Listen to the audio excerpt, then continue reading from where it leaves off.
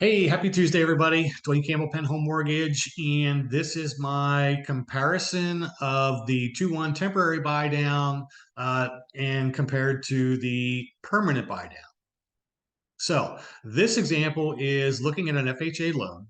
And if we look at the 2-1 temporary buy down, column one, you're going to see that in the first year, it's going to be your rate's going to be rate and payment's going to be based on a 2% lower than the final rate. Second year, it's going to be 1% lower than the final rate.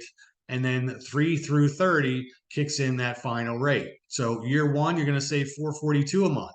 Year two, you're going to save 226 a month, and then you're going to be fixed at that higher rate for the remainder of the term. Now, this program is set up so that it helps people make the transition from their current housing expense to the larger housing expense, and hoping in the meantime, in the first 2 years, there's an opportunity to do a refinance to set a permanent rate lower than where we're at with the current market rates. Now, the other option is the permanent buy down. So let's say we have the funds, get access to the funds, whether it be your own funds or the seller's funds in a seller credit, and we do a permanent buy down.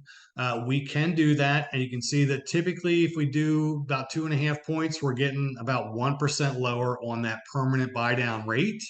And that gets us that lower payment of about $226 a month. Now, the other significant factor between the temporary buy down and the permanent buy down is the temporary buy down. When you qualify for a mortgage, you are using the rate and payment for years 3 through 30 to qualify.